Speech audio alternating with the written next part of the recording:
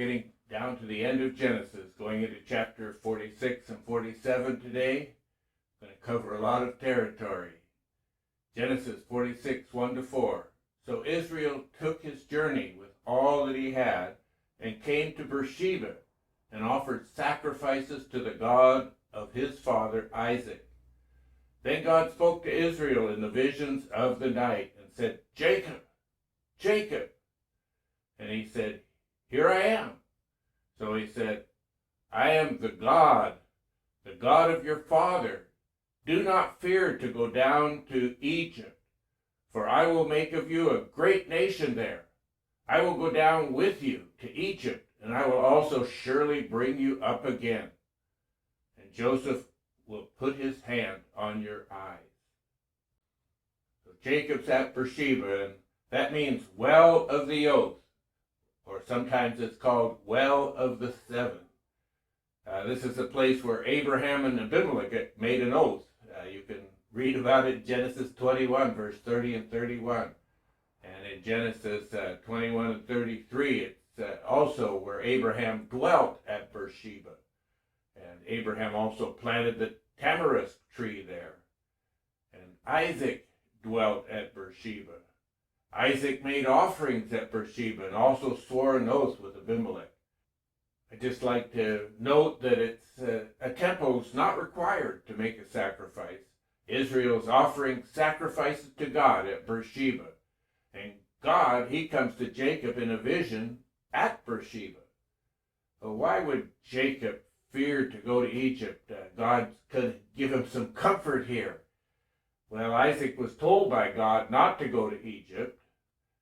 And in Genesis 26, 1 and 2, it says, There was a famine in the land besides the first famine that was in the days of Abraham. And Isaac went to Abimelech, king of the Philistines, in Gerar. Then the Lord appeared to him and said, Do not go down to Egypt. Live in the land of which I shall tell you. So Isaac dwelt in Gerar. So that's the word of the Lord that came to Isaac. And now the word of the Lord that came to Abraham was in Genesis chapter 15, verse 13. It says, Then he said to Abram, Know certainly that your descendants will be strangers in a land that is not theirs, and will serve them, and they will afflict them 400 years. This affliction would not be something anyone would want to look forward to. So I can just see from Jacob's perspective, well, my father was told not to go there. My grandfather was told there'd be great affliction there. And I don't know if I want to go to Egypt. God calms the fears of Jacob. He promises to make Jacob a great nation in Egypt. He promises to bring his descendants back to Canaan land. And God promises Jacob that his beloved Joseph will put his hand on his eyes. That means that Jacob's going to live with Joseph until he dies. He'll be there at his deathbed. Putting your hand on someone's eyes is referring to closing them when they pass away. And instead of, as today, we just say someone passed away. In that time, they said they put their hands on their eyes if they were there when they passed away. And I've said it over and over again, what God says cannot be changed. In Isaiah 41 verse 10 it says, Fear not, for I am with you. Be not dismayed, for I am your God. I will strengthen you. Yes, I will help you. I will uphold you with my righteous right hand. So why has God chosen Egypt to grow a nation for himself? Well, the Egyptians, they didn't allow intermarriage.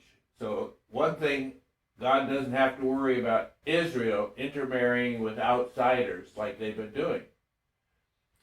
Sarah's maid Hagar was an Egyptian, but Hagar, she got a wife for Ishmael from Egypt.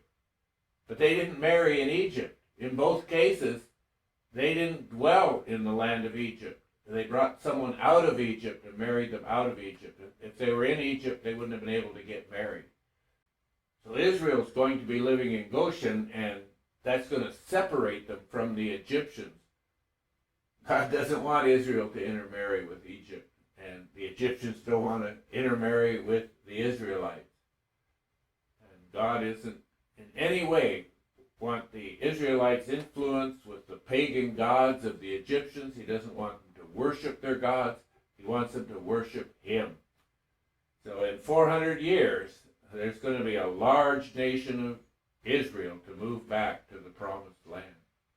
Genesis 46, 5-7. I'm going to skip over a lot of the genealogy here. And then we'll just go from verse 7 right up to verse 26. Then Jacob arose from Beersheba, and the sons of Israel carried their father Jacob, their little ones, and their wives in the carts which Pharaoh had sent to carry him. So they took their livestock and their goods which they had acquired in the land of Canaan and went to Egypt, Jacob and all his descendants with him, his sons and his sons' sons, his daughters and his sons' daughters, and all the descendants he brought with him to Egypt. And verse 26. All the persons who went with Jacob to Egypt, who came from his body, beside Jacob's sons' wives, were 66 persons in all. And the sons of Joseph, who were born to him in Egypt, were 2 persons. All the persons of the house of Jacob who went to Egypt were 70. Jacob most likely never thought of leaving Canaan, and sometimes God takes us out of our comfort zones when we least expect it. Jacob, he moved with everyone that was blood related to him and took their wives also. It's been about 215 years since God promised Abraham that he would make him a great nation, and there's only 70 persons so far in that 215 years. The 5 sons of Ephraim and Manasseh are not added in this number. The book of Acts counts them in, and I like to bring that up because there's always someone's going to say, oh, the Bible's contradicting itself. Well, no, it isn't. In Acts 7:14 it says, Then Joseph sent and called his father Jacob and all his relatives to him, 75 people. Everything's done in God's time and not our time. Nothing happens in our time. In the 430 years, twice the time from the promise until entering Egypt, they're going to number over 2 million. That's God's timing. Genesis 46, verse 28. Then he sent Judah before him to Joseph to point out before him the way to Goshen. And they came to the land of Goshen. So Joseph made ready his chariot and went up to Goshen to meet his father Israel. And he presented himself to him and fell on his neck and wept on his neck a good while. And Israel said to Joseph, Now let me die, since I have seen your face, because you are still alive. Then Joseph said to his brothers and to his father's household, I will go up and tell Pharaoh and say to him, My brothers and those of my father's house who were in the land of Canaan have come to me. And the men are shepherds, for their occupation has been to feed livestock. And they have brought their flocks, their herds, and all that they have. So it shall be, when Pharaoh calls you and says, What is your occupation? That you shall say, Your servant's occupation has been with livestock from our youth, even till now, both we and also our fathers, that you may dwell in the land of Goshen, for every shepherd is an abomination to the Egyptians. Judah again is shown to be the leader of the family. It's from the descendants of Judah that Jesus is born. Israel sees Joseph, and to him, this completes his life. I'm ready to go and be with the Lord. Well, we may think sometimes our life's complete now. This is it. That's all I needed to see. I'm ready to go. Well, God may have other plans. Jacob lives another 17 years before he goes to see the Lord. Jacob lives long enough to bless all his sons. Joseph is open and upfront with what he's going to tell the Pharaoh. No secrets. Proverbs 10:9 says, He who walks with integrity walks securely, but he who perverts his way will become known. The tribe of Israel are shepherds, and this is going to help Pharaoh keep them over there in Goshen because they are an abomination to the Egyptians. It's just really secured their separation status. But here, this word abomination in the sentence is more like, well, it's not a good term, but they're just despicable to us. I don't know if you like to be despicable to someone, but anyhow, in this situation, it was a good thing, so they could be separated from the Egyptians.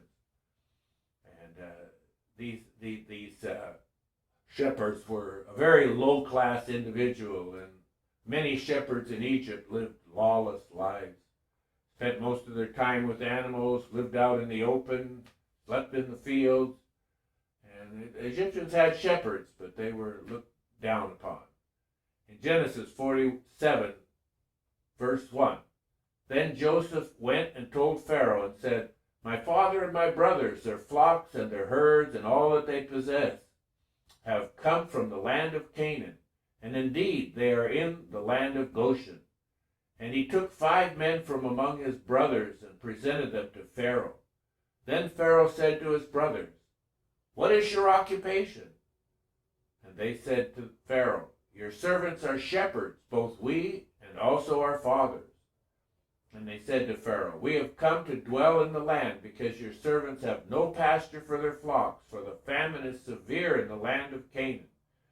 Now therefore, please let your servants dwell in the land of Goshen. Then Pharaoh spoke to Joseph, saying, your father and your brothers have come to you. The land of Egypt is before you. Have your father and brothers dwell in the best of the land. Let them dwell in the land of Goshen. And if you know any competent men among them, then make them chief herdsmen over my livestock. Joseph acknowledges that he's not in charge of the country, but that the Pharaoh is. He's got to get the Pharaoh's permission for his family to stay in Goshen. And the Pharaoh, he not only allowed them to stay in Goshen, but find the best part of the land to dwell in. And so how did Joseph know that the Pharaoh was going to ask what their occupation was? Well, in the land of Egypt, a person must be able to support themselves or they're not welcome in the country. You can't stay there if you're not able to support yourself. And the Pharaoh is willing to have Joseph's family members not only stay there, but he said, find the best men you have and have them watch over my flock also. This shows the trust he has in Joseph. And because he trusts Joseph, he's going to trust Joseph's family because of who Joseph is and what he's become. Matthew 5:16 says, let your light so shine before men that they may see your good works and glorify your Father in heaven. Genesis 47:7-10. Then Joseph brought in his father Jacob and set him before Pharaoh, and Jacob blessed Pharaoh. Pharaoh said to Jacob, how old are you? And Jacob said to Pharaoh, the days of the years of my pilgrimage are 130 years.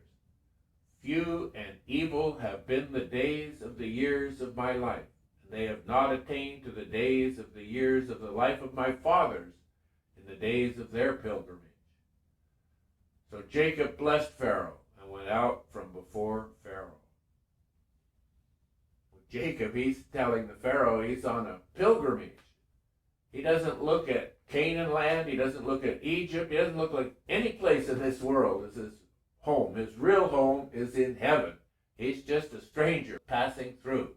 And we're all to live that way. We're all to live as strangers passing through this life to our eternal home.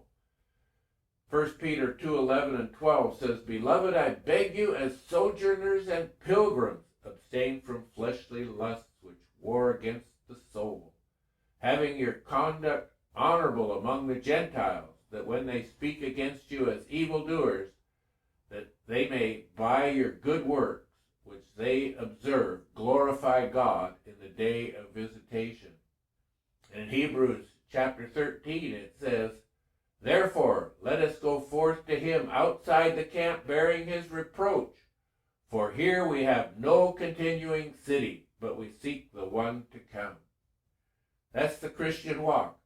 We're walking towards the new heaven and the new earth. We want to be there. Watch it ascend out of the sky. Now the Pharaoh, he's blessed Jacob with a place to dwell while on this earth. And Jacob blesses the Pharaoh. The Pharaoh is considered to be a god in Egypt. But this Pharaoh accepts the blessing of Joseph's father. The Pharaoh has to acknowledge the God of Israel to receive the blessing. Genesis 47:11 and 12. And Joseph situated his father and his brothers and gave them a possession in the land of Egypt, in the best of the land, in the land of Ramesses, as Pharaoh had commanded. Then Joseph provided his father, his brothers, and all his father's household with bread, according to the number in their families. God's going to build his people. Even if the Egyptians help to get them situated, it's God that's going to build his people. God's also building his church. Jesus said the gates of hell wouldn't prevail against his church. In Matthew 16:18, it says, "And I also say to you that you are Peter, and on this rock I will build my church, and the gates of Hades will not prevail against it."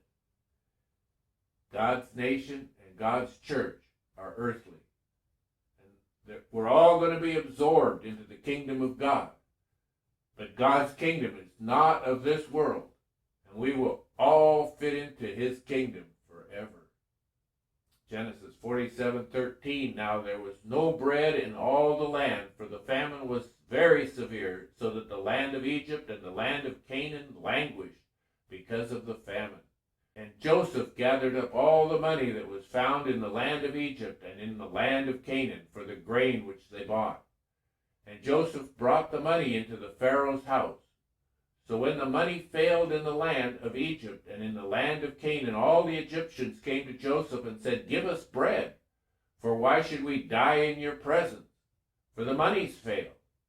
Then Joseph said, "Give your livestock, and I will give you bread for your livestock, if the money is gone." So they brought them their livestock to Joseph, and Joseph gave them bread in exchange for the horses, the flocks, the cattle of the herds, and for the donkeys. Thus he fed them with the bread in exchange for all their livestock that year. When that year had ended, they came to him the next year and said to him, "We will not hide from my lord that our money is gone. My lord has also our herds of livestock. There's nothing left in the sight of my lord but our bodies and our lands. Why should we die before your eyes, both we and our land? Buy us and our land for bread, and we and our land will be servants of Pharaoh. Give us seed that we may live and not die, that the land may not be desolate." Then Joseph bought all the land of Egypt for Pharaoh, for every man of the Egyptians sold his field, because the famine was severe upon them. So the land became Pharaoh's. And as for the people, he moved them into the cities, from one end of the borders of Egypt to the other end. Only the land of the priests he did not buy, for the priests had rations allotted to them by Pharaoh, and they ate their rations which Pharaoh gave them. Therefore they did not sell their land. Everything in the land of Egypt, now it belongs to the Pharaoh. Continuing to read. Verse 23, then Joseph said to the people, "Indeed, I have bought you and your land this day for Pharaoh. Look, here is seed for you, and you shall sow in the land. And it shall come to pass in the harvest that you shall give 1/5 to Pharaoh. 4/5 shall be your own, as seed for the field and for your food, for those of your households, and as food for your little ones." So they said, "You have saved our lives. Let us find favor in the sight of my lord, and we will be Pharaoh's servants." And Joseph made it a law over the land of Egypt to this day that Pharaoh should have 1/5, except for the land of the priests only, which did not become Pharaoh's. There's not that many countries in the world today that have such a low tax rate as Joseph placed on Egypt. If you're in the United States, well, I'm in California, and the average wage earner pays over 33% of their income to the federal government, state government, and city's government. And plus they also pay taxes on things they buy and so on. So 20% was very reasonable. Joseph was really blessing not only the Pharaoh, but blessing the people of the land. Genesis 47:27-31. So Israel dwelt in the land of Egypt in the country of Goshen, and they had possessions there, and grew and multiplied exceedingly. And Jacob lived in the land of Egypt 17 years. So the length of Jacob's life was 147 years. When the time drew near that Israel must die, he called his son Joseph and said to him, "Now if I have found favor in your sight, please put your hand under my thigh and deal kindly and truly with me. Please do not bury me in Egypt, but let me lie with my fathers. You shall carry me out of Egypt and bury me in their burial place." And he said, "I will do as you have said." Then he said, "Swear to me." And he swore to him. So Israel bowed himself on the head of the bed. God is now multiplying Israel greatly in Goshen. And no matter how great Goshen is, Jacob's first desire is to be, before he dies, to be buried in Canaan. To place your hand under a person's thigh was a form of submitting and ensuring that that person will carry out that oath that they made. Israel bows in recognition of receiving confirmation from Joseph that he will be buried with his fathers in their burial